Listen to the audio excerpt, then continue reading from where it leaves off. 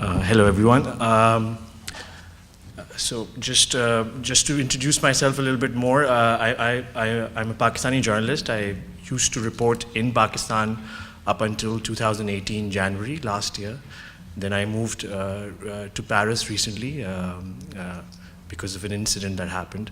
I was almost kidnapped, and possibly there was an assassination plot in Pakistan in January last year. So then I moved to Paris, and I live in Paris now. And in exile, I basically continue to write on Pakistan and continue to write about issues concerning Pakistan in the international press.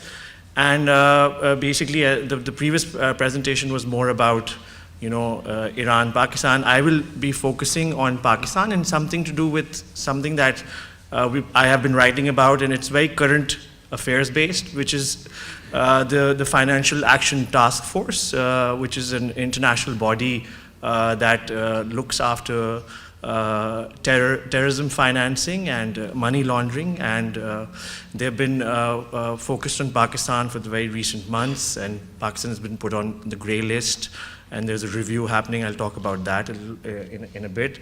And then also United Nations and other countries, and basically, as earlier on, the last speaker, Amna, she mentioned about how there's regional cooperation to look into, but also there are international commitments that Pakistan has and should fulfill. And I'll be focusing on that and what kind of action or pressure Pakistan should face for doing what it is doing in the region.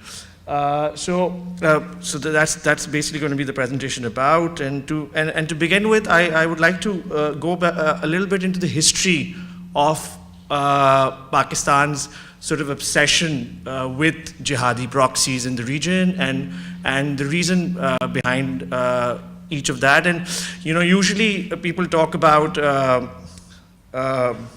just a second. How do you go to the next one? Yes. So people usually talk about the time period of the 80s and the Ziaul Haq era and the Soviet anti-Soviet war era and how there was this Talibanization but I'd like to take people a little bit back and go to the origins of this idea of using jihadi proxies or using proxies. And the first time Pakistan did that was all the way back in 47 and 48, which is sort of not in the imagination of Pakistanis today, because there's a fabricated history that is taught in which India is shown as the aggressor, whereas there was the invasion in 1947 and 48. And there's a very recent book written by Anam Zakaria called Between the Great Divide, and it talks about that whole idea of what happened in Kashmir. She's done some interviews in the so-called Azad Kashmir, as it's called, independent Kashmir, from the Pakistan side or the Pakistan administered side. And so basically, that was the first time the Pakistanis used Pashtuns and the tribals to invade, and then followed it up with the military. Then another aspect that is missing from the history and discussion is about the Al-Shams and Al-Badr, which was used in 1971 in Bangladesh, the whole East Pakistan, West Pakistan movement. And it was sent as a proxy also. Again, Jamaat Islami was involved in it, and the Pakistani state was involved in it. So that is also before the time period of the Soviet era, where we saw the institutionalization of the proxies. And then Zulfikar Ali Bhutto, who's many a times thought to be the liberal, left-wing and sort of like open to ideas of democracy and things like that. He also was involved with, back in the 1970s, with Gulbuddin Hikmatyar, who was invited into Pakistan, was very close to the Pakistani state.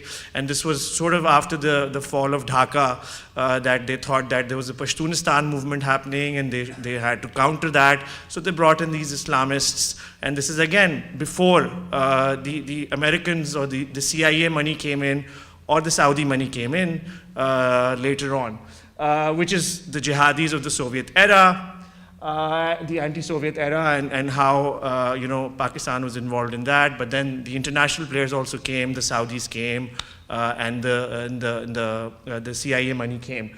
Then during the late 80s, basically the Americans left the region, the Saudi interest went down with the whole fall of the Soviet, and then these jihadis were moved a little bit. I mean, there are different names. There's many multiple names, as the previous speaker was mentioning, but they're all more or less, jumping from one group to the other, as far as I've seen while reporting in Pakistan, according to the crackdown that is happening on them, or the cosmetic crackdown rather. And then the Kashmir uprising happened in the 90s, so that's the timeline that we see when in the early 90s there was a lot of violence and bloodshed happening in Kashmir. Most of these people had gone from or got trained during the anti-Soviet era and then moved towards the Kashmiri side, the Indian Kashmir side in the 90s. We see the Taliban government happening in the late 90s, which eyewitnesses say that the Pakistan military was involved in that. It was in Kandahar at that time. There were serving officers involved in it. Then we have the 9/11 to the present, where we have the combination of Kashmir-focused groups, like, for example, Lashkar-e-Taiba, which today is known as Jamaat-ud-Dawa or Falah-e-Insaniyat Foundation or Milli Muslim League, whatever name you want to call them. They keep changing. That's the way they operate to fool the media and fool the international authorities. Then you have the Afghan-focused militant groups, which are basically, one of them is the Haqqani Network, which is based out of the tribal belt mostly. Then you have the ones which is the Quetta Shura, which is in Balochistan, right outside Quetta in Kuchlak city. They've been operating from there for a very long time on the Chaman border. We'll talk about that in a bit. And then there are the Sunni militant groups or the extremist groups which are focused on Iran or, for example, Islamizing Pakistan from within. In the Gilgit-Baltistan region, in the Balochistan region, there's to counter the nationalist movement there, the Baloch nationalist movement, they've inducted or sort of introduced Sunni militant groups or madrasas, which are also Saudi-backed. We'll come to that too. So that's a bit of a history of jihadis in Pakistan that continue to exist, and a timeline that I wanted everyone to be at the same level as me. And some of you know this, I'm sure. But just to go back to the idea of why have proxies, and this is, I wrote a piece in the Foreign Policy very recently. It's called Rich Army, Poor Nation. It was in March, it came out. And this is an excerpt from there. And basically, I'm just going to read it out. And the military mainly protects itself by keeping the threat of India alive, which is what the earlier speaker also talked about in Pakistan. And the two nuclear armed neighbors have been in conflict since the partition of South Asia in 1947. The militaries have fought 4 wars, with 3 of them over Kashmir Valley. Even though Pakistan initiated these conflicts, it has told the public that it was only countering Indian aggression. In recent years, Pakistan has avoided a direct war, perhaps because it lost all the previous ones, but it relies on militant groups based in Pakistan to keep the tensions alive. Why does it do that? And we saw in this February, we saw the glimpse of such dynamics at play when the whole incident happened in Balakot, and before that, the 40 soldiers that were killed in Kashmir, the Pulwama incident. And then in turn, so the Pakistan army gets the perfect excuse at home for its oversized burden on the country's economy, like a mafia protection racket. I wrote it as it is in Foreign Policy, which is good. The military creates its own demand in Pakistan, and that's basically where the proxies, why have proxies come in. With Afghanistan, we've seen that from Russian threat to the Indian threat. Earlier it was the Russians are coming, and then now it's the Indians. You've probably all have heard of this whole idea that there are 20 consulates on the border, and they're like constantly operating from there. Even though, most of the border region between Pakistan and India, Pakistan and Afghanistan are being managed by pro-Pakistan Taliban groups. The Haqqani networks are there, and a lot of Afghan Taliban move through Chaman, and so it's usually both sides of that area. It's not the Indian consulates, which is what in popularly, like on WhatsApp groups, Facebook, social media, and even in the media, mainstream media in Pakistan, there's this paranoia that is sold. I remember I was in the GHQ, Pakistan military had organized this. It organizes this yearly workshop for journalists, and I was part of it many years ago. And over there, we talked about Afghanistan, and we were like, so, they were showing us a map of Pakistan, India, Afghanistan, and they were like, our military is busy on the eastern border because of Indian threat and all that. And then we talked about on the Afghanistan side, and they were like, yeah, even the Indians are coming from that side. So there's this paranoia that India is also now coming in from Afghanistan that used to be Russia before. Then with Iran, there's the paranoia that exists from the 1979 revolution onwards, that the Iranians have some linkages. Recently, in Pakistan, we saw a lot of Shias going missing. And then there were stories that were planted that these Shias were the ones who were being backed by Iran, or they're going to go fight in Syria. And even though there are a few of those cases true, but not as large as what was painted in the media and what has been, and then people went missing. And then there were the Shia protesters, they went out and camped outside the residence of the Pakistani president for almost 20 days, I think, if I'm not wrong. And then basically after that, the missing people, there were around 25, 30 missing people, and 17 or 18 of them showed up. None of them have been interviewed or are willing to give interviews, but we do know that they were with the Pakistan military. There were no charges placed against them, so there's no evidence, but then there's this paranoia, and then they act on this paranoia. Of course, there are some cases I mentioned, but not as much in what they say. So that's with Iran, Afghanistan, and India, as I explained. I just also would like to go into some of the reportage very quickly and sort of talk about my time investigating the jihadi groups in Pakistan.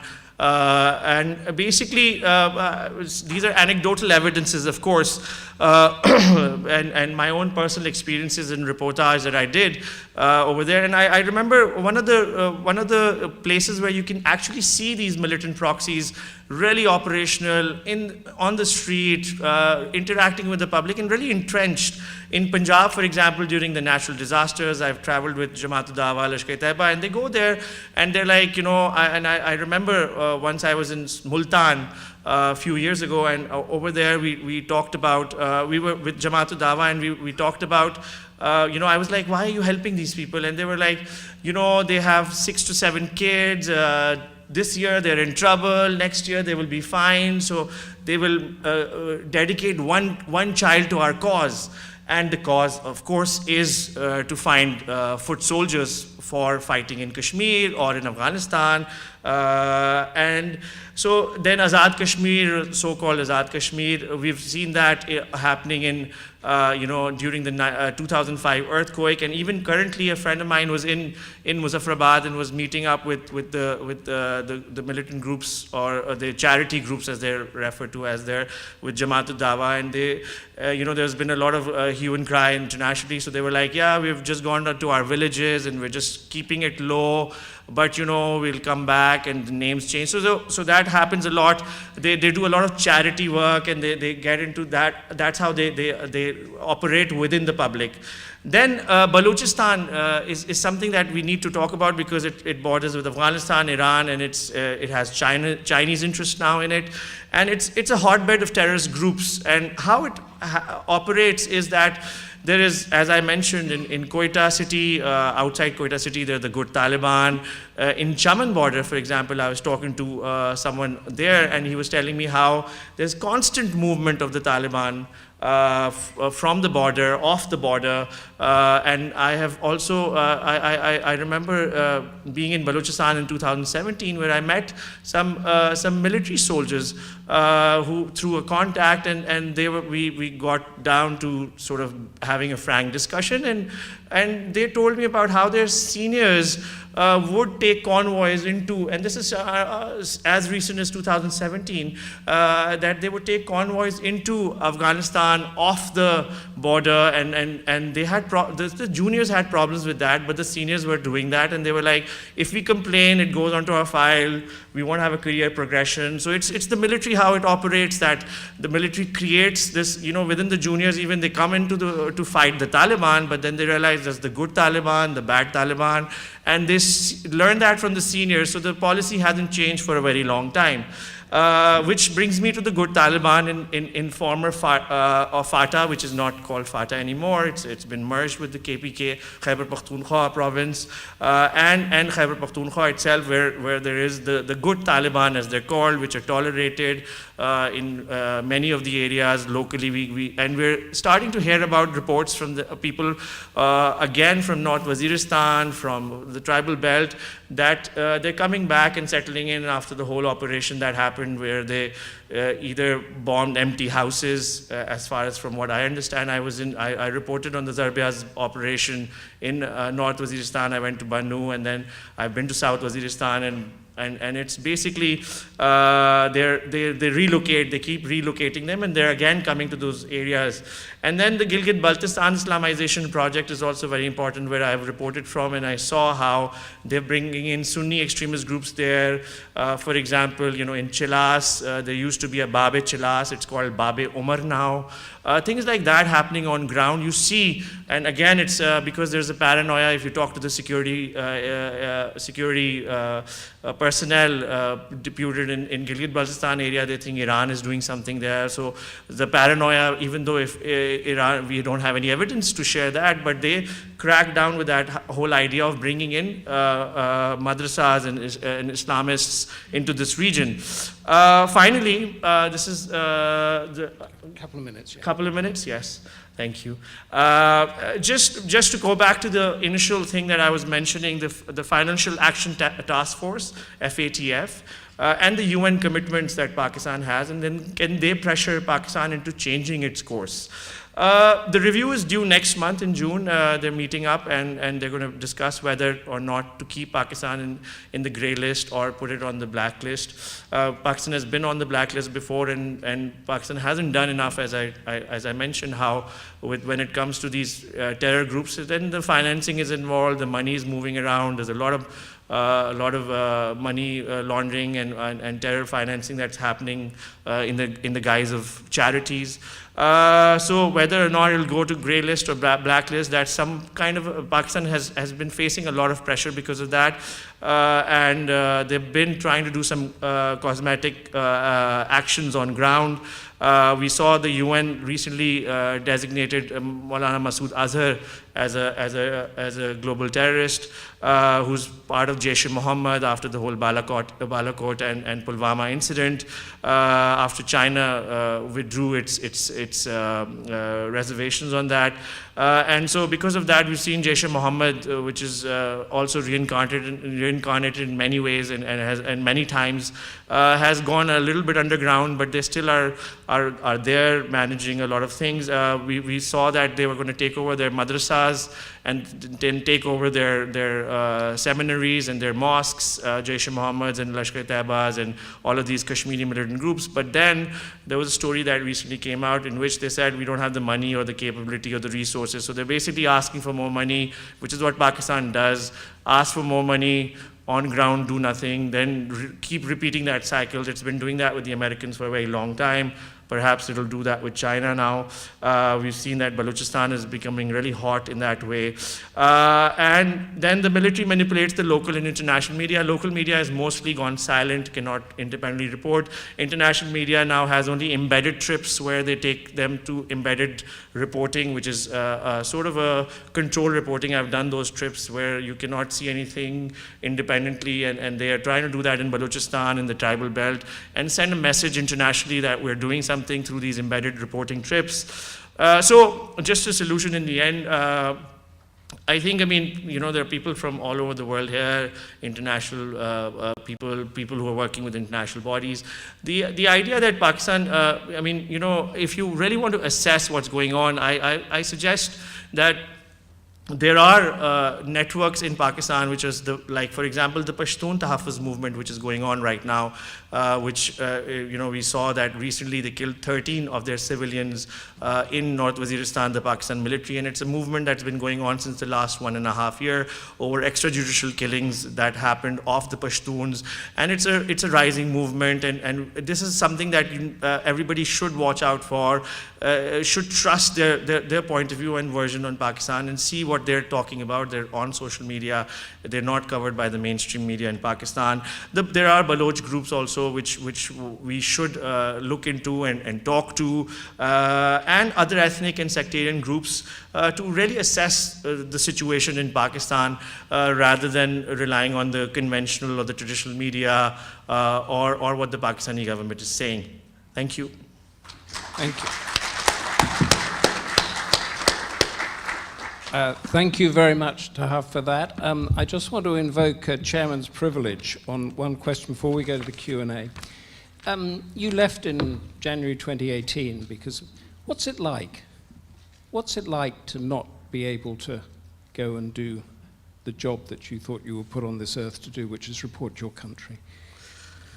So, I mean, when I tell people that I'm in Paris, and this happened last night, I was at an event, and they were like, so where are you from? I was like, I live in Paris, and they're like, oh, exotic. So, but at the same time, I had to leave. I didn't have choice. It was either because I could have been killed, and I was told that there's an assassination plot also. So exile has been really difficult. It's an experience as we go around. It's been 15 months right now. I'm with my wife and my kid there, but at least I have the safety of being alive and continuing to talk about Pakistan, which was much more important to me than the materialistic comforts that I had in Pakistan, because I had a good job, I had a good life, everything was fine, but I did not have the intellectual independence that I wanted to say or do what I wanted to do. So because of that, I realized now that I'm abroad, and definitely given the fact that I have friends and family and networks locally, which I am interacting with. Safe Newsrooms, that project that I run, is a website that talks about media censorship. So I talk to a lot of journalists still who I grew working with. They were colleagues of mine. So I try to keep in touch and continue to talk about Pakistan, but in safety. So that it came down to that. So. Safe Newsrooms, that's what it's about. Yes, and Safe Newsrooms, it actually stands for South Asians for Freedom of Expression, so SAFE, yeah. But it's also Safe Newsrooms, yeah, to make your newsroom safe. So yeah, it's the safety that it came down to that, and that's why it's much, in a lot of ways it's better, but in a lot of ways it's not, and going away from home is never good.